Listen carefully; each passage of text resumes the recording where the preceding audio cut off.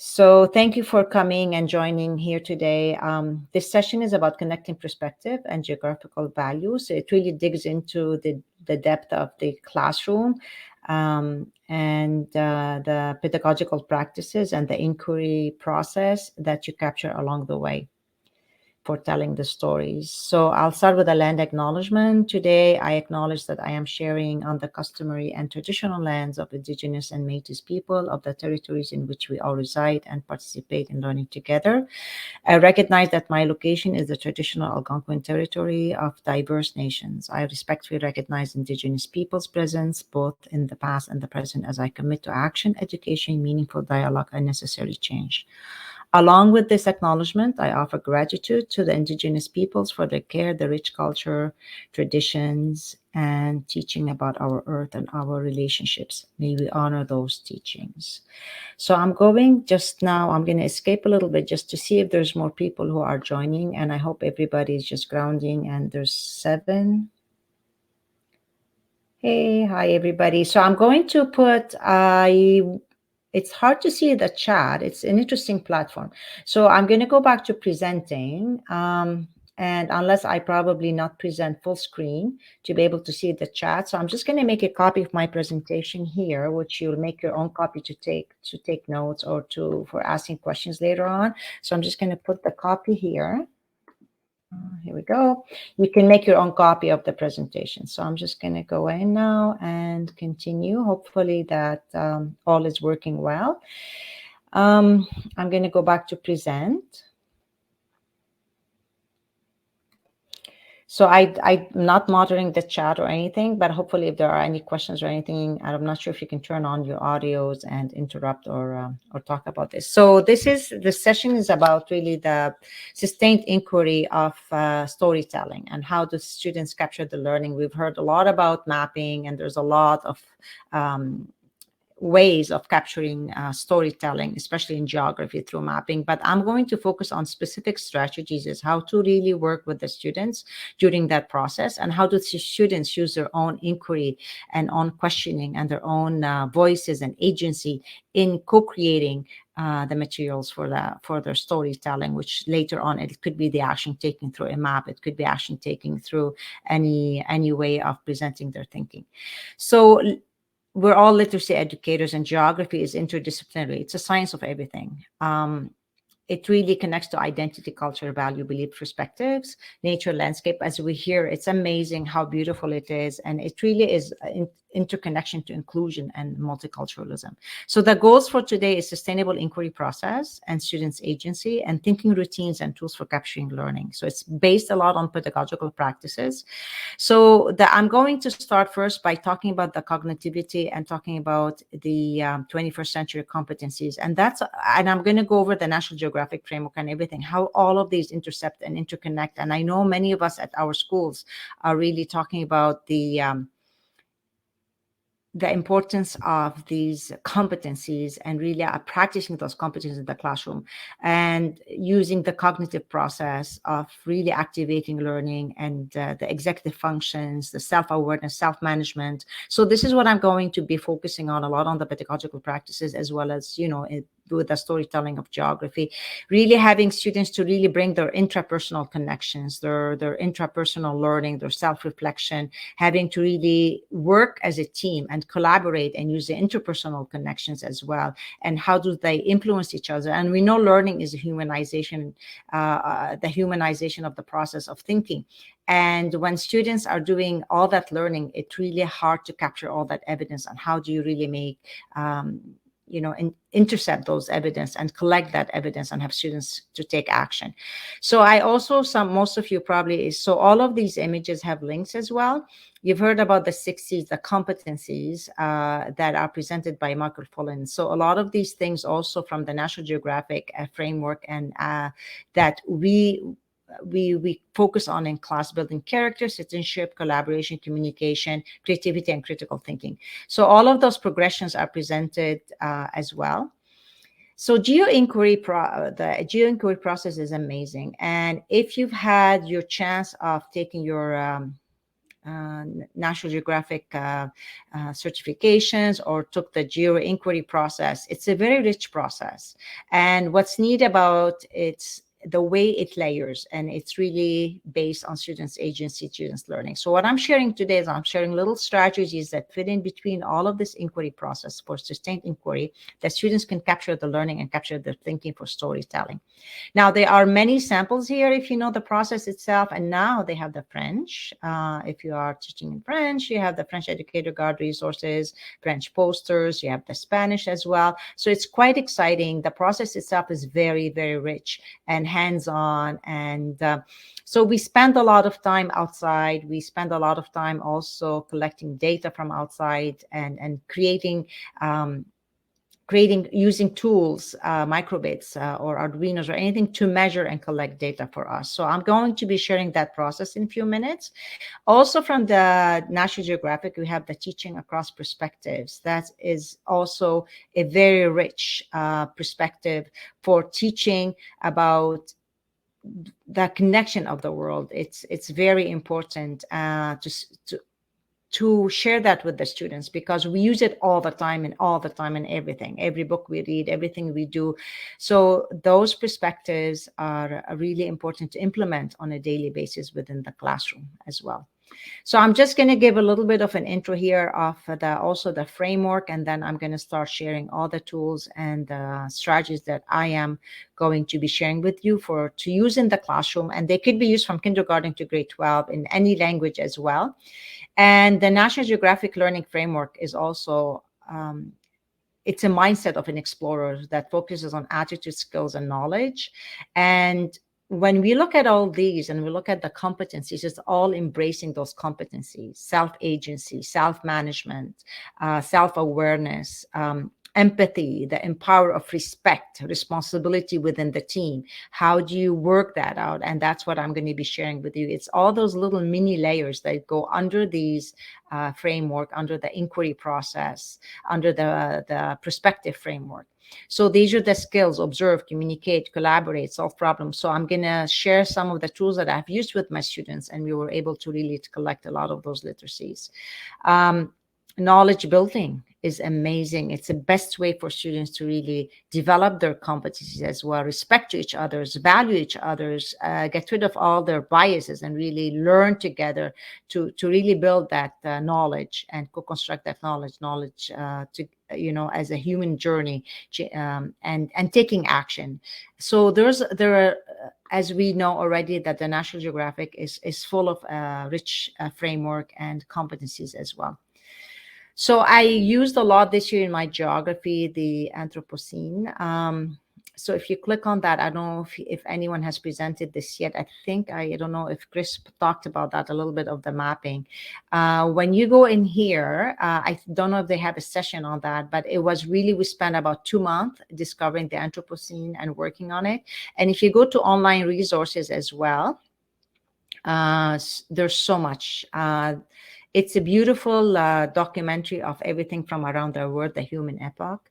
And you can watch the documentary here, and you can click here to go to Google Earth, where there's a lot of trigger point. There's augmented reality. There's a kit you can also borrow. I don't know if still that's going through this year or not. So I'm not sure if the internet is going to upload the whole map. So you go to Russia, you go to Italy, you go to Africa, you go to so many places in the world where the students really learn about not only the geography, but learn about the sustainability.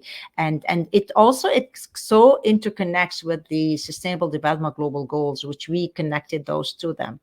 So there's so much to explore here. And so they start from BC in Canada, and they go through Lagos, Nigeria. You hear people talking, there's triggers, there's augmented reality. You go to Germany, there's Russia, there's Chile, there's Kenya, there's Spain, China, Australia, there's the Barrier Reef. There's so much to see and do with that in itself. And this also really encourages students to tell their own stories by there are so many tools, creating maps, creating tours as well. So there's the Google Maps that are all for free, and as well as the GIS maps, as we know in education. So what I'm going to focus on it's really the process in few minutes. And we did a huge project on climate change. We did a lot of storytelling on climate change. But before we publish our story, we document a lot. We not only we test outside using many tools that we test with, but also we go and we document with experts. We talk to experts to give us feedback about the design. So the students took the challenge of designing Ottawa's plan for 2025, the Green City. And we met they were the one to send the emails. There's so much literacy. There's so many layers to unpack. And some of them that presented to the whole class as well after meeting with them. And they designed the whole city on Minecraft as well and on mapping. But I want you to be aware, I'm not sure if you're aware also that the Canadian Geographic is very rich with many, many, many resources. And the infographics are amazing here. They could be used at any age. They could be also used to provoke students thinking if they are older. Bien sûr, c'est en français, en anglais aussi. So there's a lot of activities as well and teacher guides with it. And it really has, we developed a lot through those just infographic in itself. And if we look at the geography framework and we look at how students' curiosity to provoke that learning, those are the kind of things they can build on and co-construct knowledge with it. So I'm going to start sharing some of the thinking tools. So the thinking tools I'm using today is their thinking routines from Project Zero. So if you're familiar with it, let's see in the chat, Sarah, yay.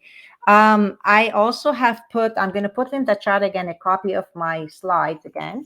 I'm just going to go back here. And so the framework in itself, the National Geographic framework is unbelievable again, and it's all based on competencies, based on empathy, compassion, action taking.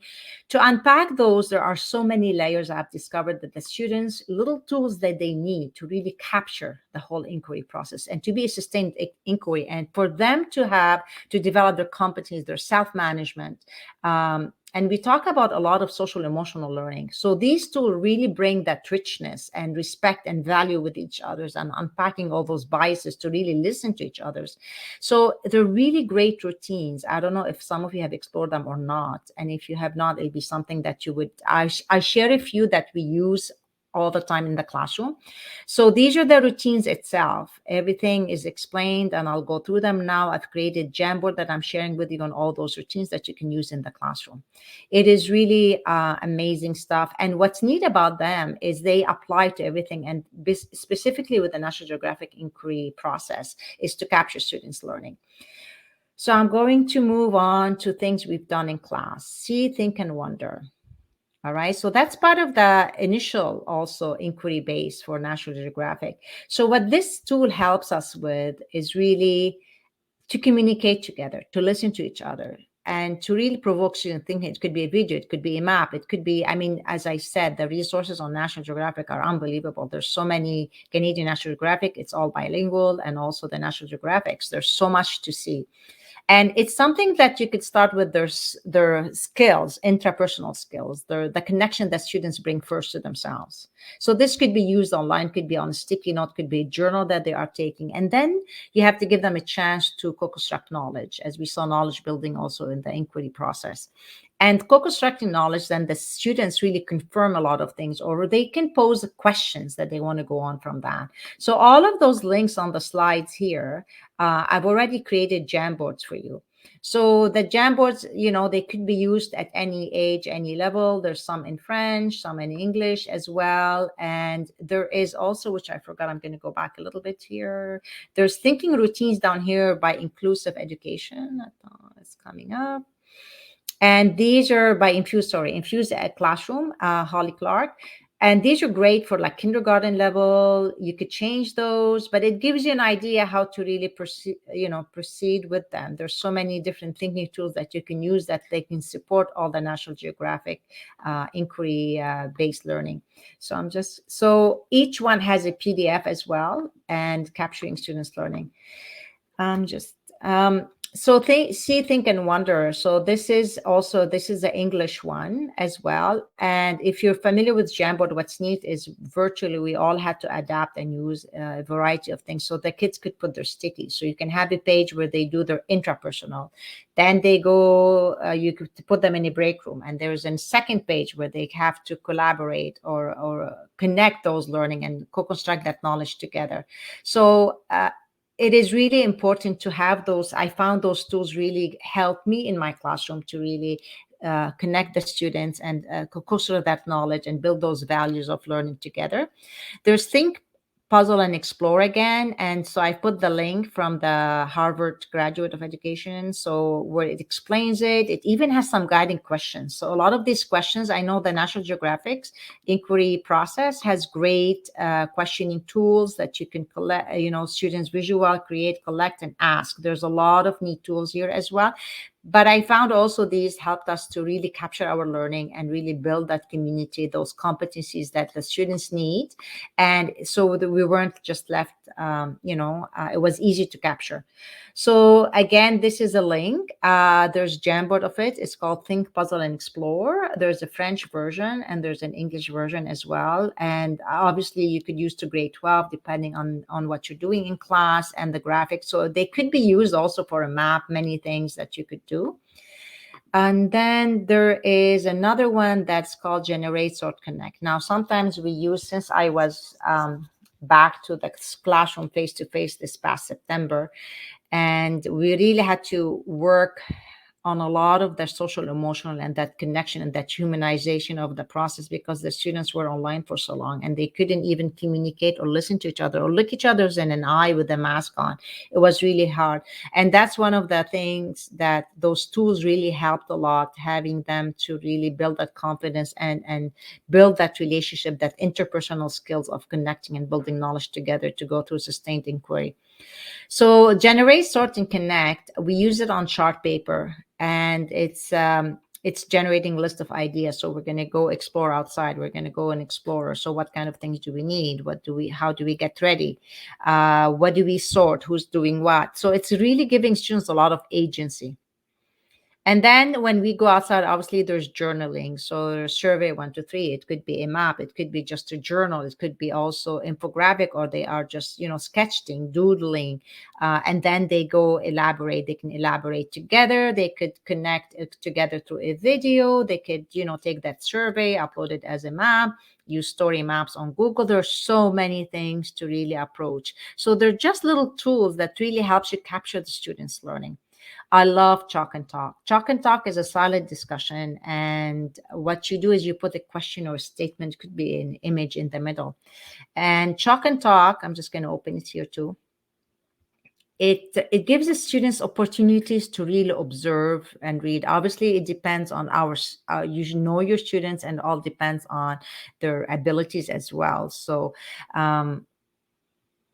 and what it is, it's they build knowledge. So they keep churning that paper around, whatever they're doing, and they just keep building knowledge. So what ideas come to mind when you consider this idea of question or problem? You can use them. They're so flexible in using them for many things. What connection can you make to others' responses? What questions arise as you think about the ideas? And they keep building on each other's knowledge. It's like a knowledge building. If I go back to my presentation, we did that actually with, I'm just going to go back here. The National Geographic climate change. Obviously, those infographics are unbelievable. We did that with the augmented reality. I live in Ottawa. I was lucky to go down and see this being displayed at the Canadian Geographic Center. And there's little coasters that the students could, for augmented reality. Just doing the chalk talk around that was incredible. And so it's a lot of observation, listening, but listening through the eyes and listening, feeling through the learning itself. So there are many tools to use. Chalk and Talk is very popular. So when we go online, again, we use a Jamboard. I'm not sure if I put the link. Oh, I did put the link. So there's a link just for an example of students' group work. What they do, students right away, it's amazing how they self-manage and they organize colors for every person. I took the names off here, obviously. It's just a way to give them that self-agency and the learning for their own. Step in and step out as well is respectful approach to perspective taking. So when you go to the Anthropocene, see, I'm just going to go to it. There's so much to explore on the map, as I showed you already, and there's so much to explore from different perspectives. And it's so living, it's so rich. We spent 2 months on it. The kids loved it, and so going to all these places around the world and really taking those perspectives in the political, the spatial, the economic, and looking what is sustainability, how is the political economics plays a big part, where's the social involvement in this. There's so many perspectives, it's so rich, there's so much documentation in it. I just love this. I mean, we could. I mean, it's easy to spend the whole year on it as well, but there are so many rich resources and so many rich imagery and connection to the real world, and those tools really helped us to build together our thinking and really give students to be able to self-manage. And so step in and step out is quite an interesting way of listening to each other's and taking different situation, examining what's happening. I teach grade 8, and I teach French immersion in Ottawa, and we do everything. I present everything in English or in French. We meet experts in any language. To me, it's the process that counts. So even if we're looking at videos in English, the students are capturing the reflection and their thinking in French. So they are building, co-constructing that knowledge again together as well. So this is step in and step out. The kids really like that, and they use that quite a bit. Uh, It's identify a person or agent in the situation you're examining. Give what you see, know at this time. When you step in, step out what else you like or need to learn, and step back, give your exploration. Like, how rich is that? And there's so many rich things that, again, Canadian National Geographics offer for the classroom, for students' hands-on learning. And even like the little styled map, there are so many ways to explore all these tools and collect all that learning.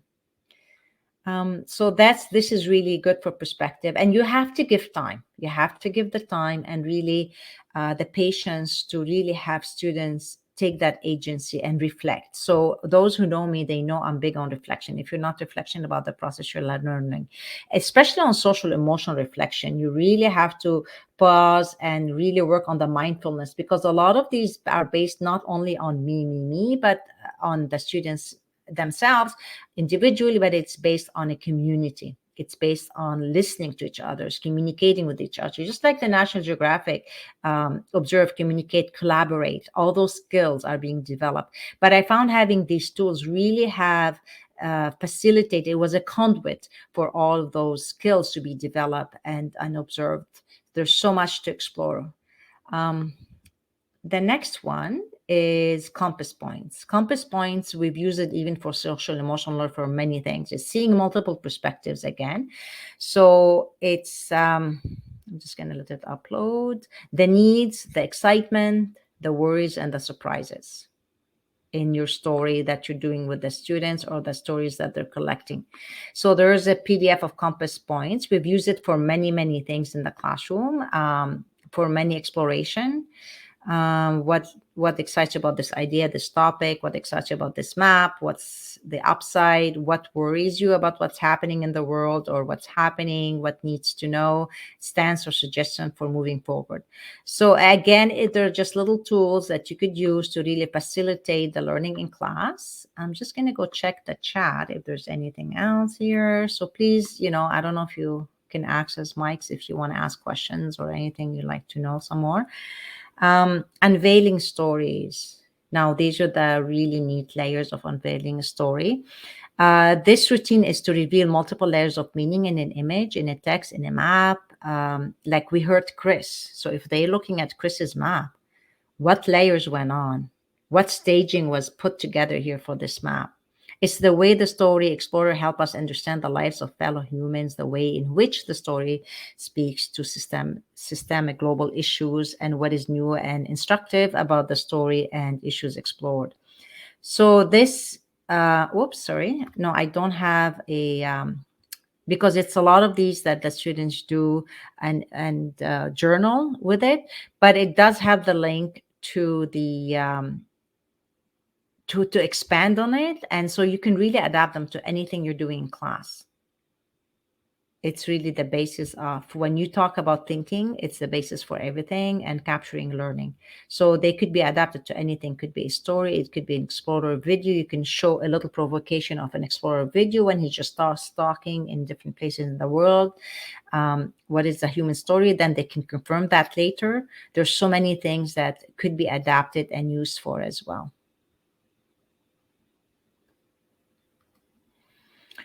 The 4 C's is mainly used with the text-based discussion built on about making connection, asking questions, identifying key ideas, and considering applications.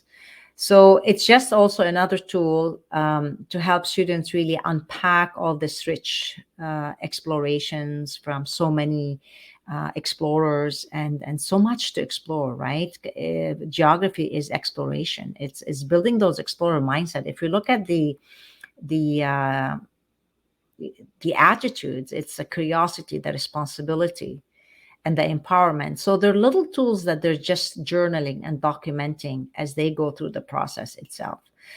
And what's neat about them, like many of them have a lot already, like a lot of the guiding questions as well. And there are so many ways to use them. Like you can use them within a chart paper in class. The kids could create something online depending on their level, anything that could be used for.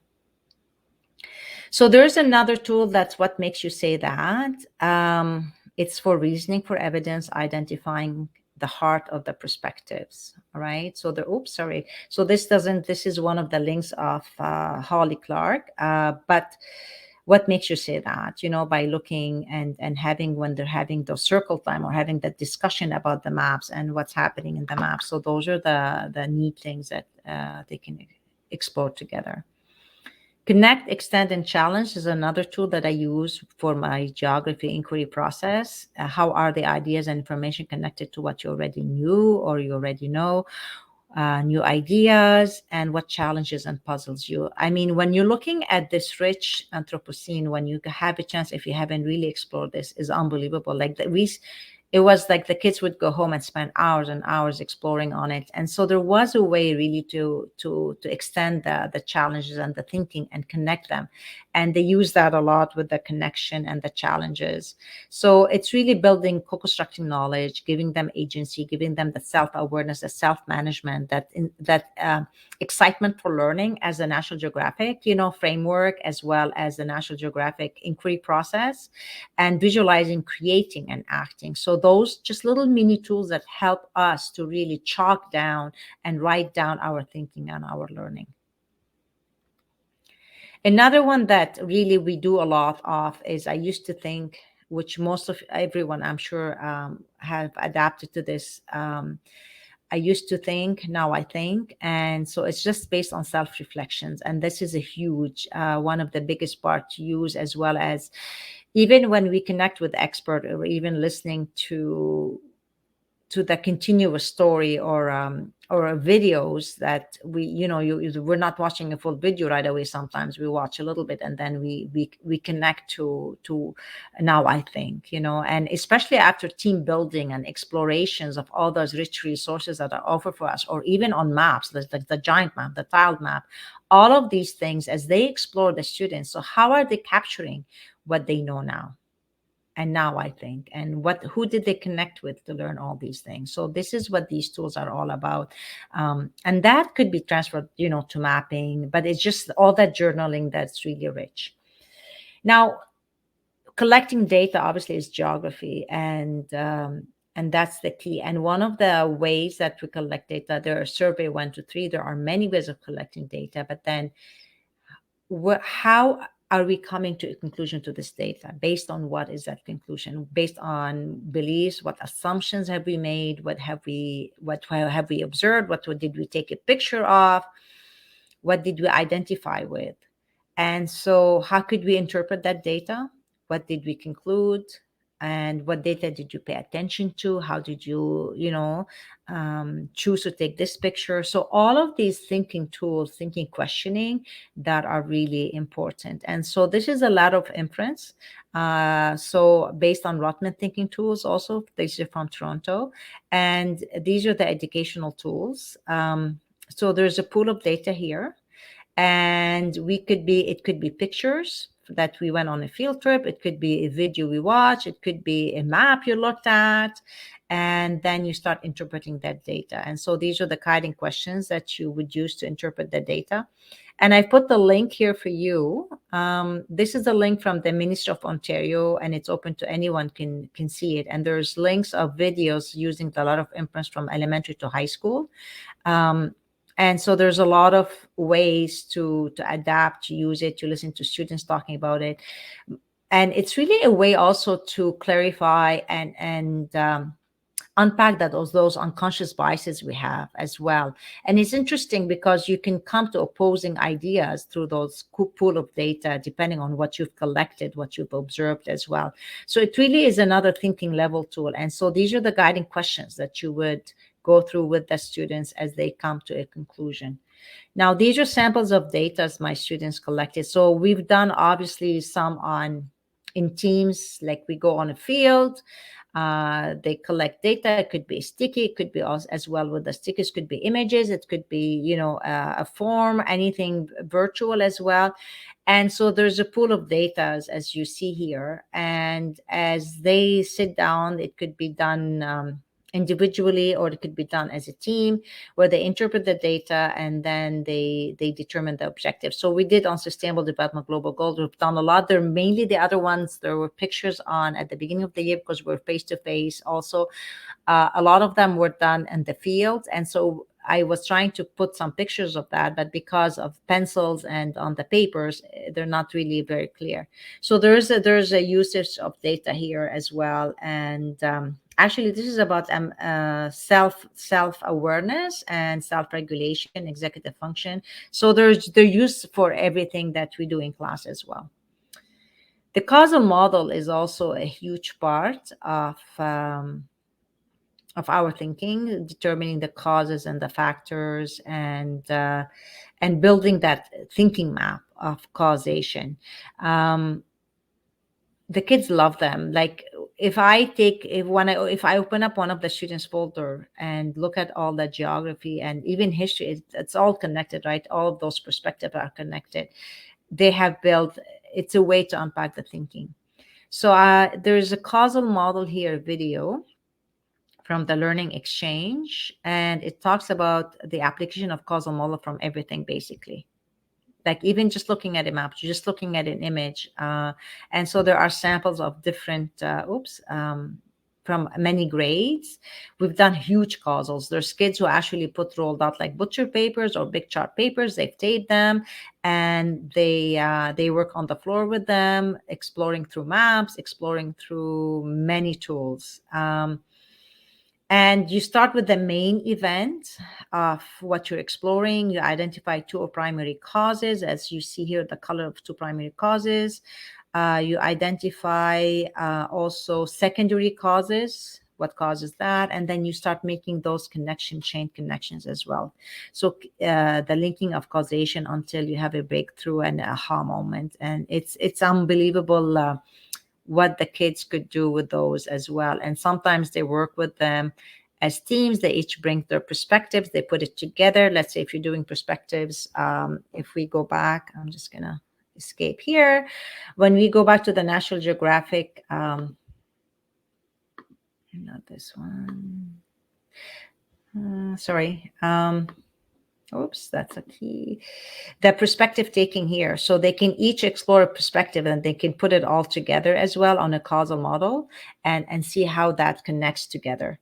So there's a lot of opportunities for them to capture their learning as well. And the causal model is one of the tools that I use a lot with them. There's some causal models here, climate change. And the causal model is like a journal of continuous learning as well. So if they meet with an expert and that experts give them more feedback, or so they keep connecting all those causes as well.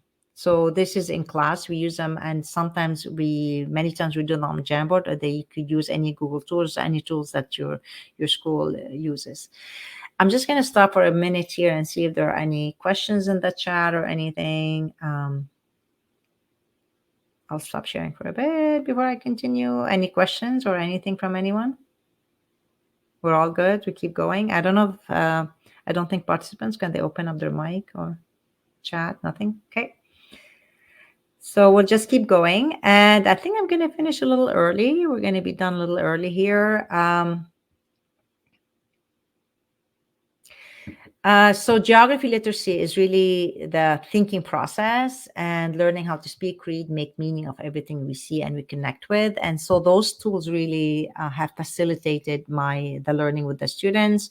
Learning is a humanizing process. Obviously, it takes a lot of your identity, your values, your background knowledge, and you really have to co-construct that interpersonal relationship with the students. You have to not only build the community within the classroom itself, but also you have to build the community as a whole together and really connect that learning. And it's not easy. It's very emotional learning, especially when you're looking at videos or images from all over the world and having to really understand human impact and all those perspectives and dig deep into that. That's very emotional, and having to take social actions is really a key to this learning.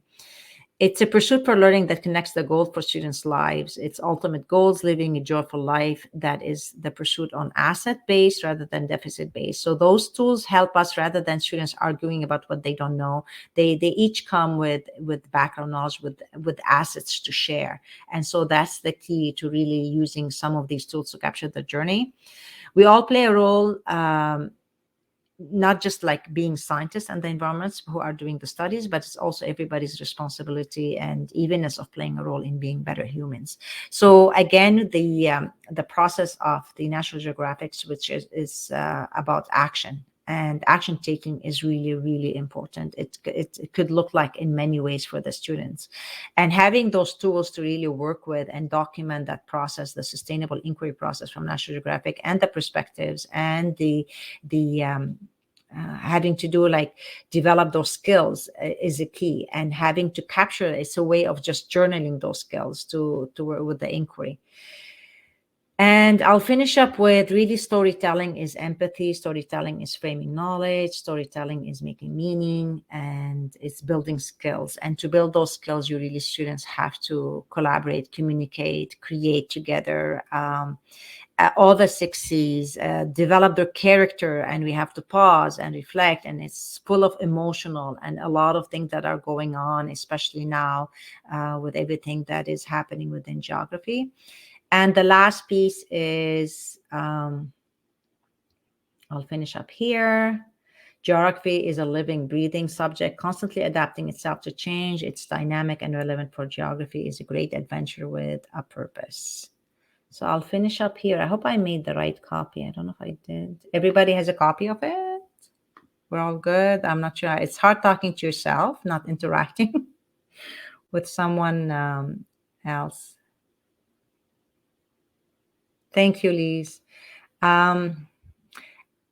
Like I teach in French, so if there's any French speakers, please connect with me, contact with me. I did finish early. Moi aussi. Ah, c'est excellent donc. Thank you. So I hope that you're able to really, I don't know if you're familiar with the thinking tools that I've used in this presentation, but if you are, it's great. And it's something that we can reconnect with too. Did I show the other stuff when I was talking, or I wasn't screen sharing? I wasn't sure if I was screen sharing on this part, probably not, but there's a lot to unpack. But you have the slides anyway, so I'll stop sharing. Anyway.